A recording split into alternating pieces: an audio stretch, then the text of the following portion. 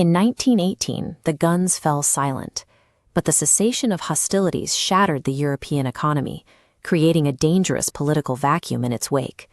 Entire nations had ground themselves to dust. The physical infrastructure was gone, leaving citizens with nothing but rubble and a total lack of basic resources. Despite fighting alongside the victors, Italy walked away with almost zero territorial rewards. This perceived betrayal resulted in a stagnant economy and a deep national sense of humiliation. For the losing side, the situation was far more severe. The Allied powers deliberately crushed Germany by forcing them to sign the strict and uncompromising Treaty of Versailles. This chart shows the exact scale of the burden. These astronomical reparation demands were significantly larger than Germany's entire post-war gross domestic product. The treaty also stripped the nation of its military and air force. With these fixed debts in place, economic recovery was mathematically impossible. As the national wealth vanished, the democratic government lost any practical ability to help its citizens. When populations are broke and ignored by a weak leadership, they lose faith in traditional institutions. Financial desperation makes even the most radical solutions feel like viable options. In Italy, Benito Mussolini realized that the existing class divisions were only paralyzing the country. He abandoned his socialist roots to try a different approach. He called it Fascismo. It was a movement that promised to fix the economy through absolute national unity, framing its followers as modern-day successors to the Roman Empire. Mussolini actively leveraged the public's unhappiness. He harnessed that populace anger and organized his followers into a private, loyal militia. In 1922, he marched his militia straight toward the capital. He issued an ultimatum to the king: make him prime minister or he would seize the government by force. Threatened by the army at his gates, the king yielded.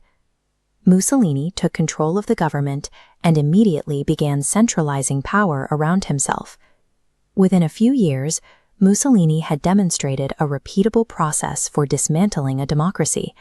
He weaponized economic pain to build a populist army, then used that force to demand control from the state. Europe now had its first fascist dictator. In Germany, the economic baseline was even more severe than in Italy. The Versailles penalties had effectively paralyzed the nation's financial system. To pay its debts, the government printed more and more money, triggering a hyperinflation crisis.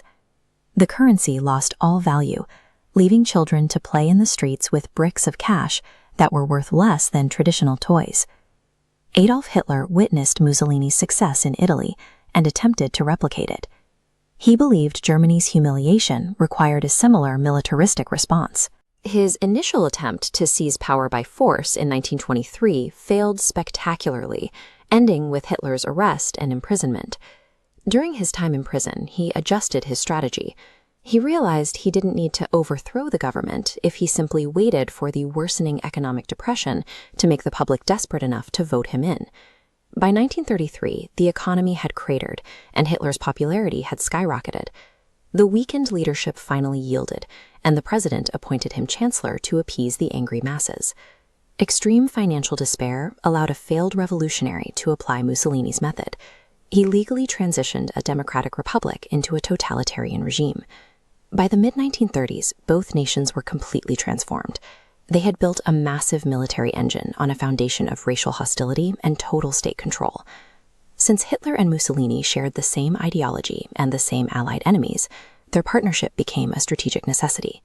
They eventually formalized their alliance, merging these two fascist powers into a unified threat against the world.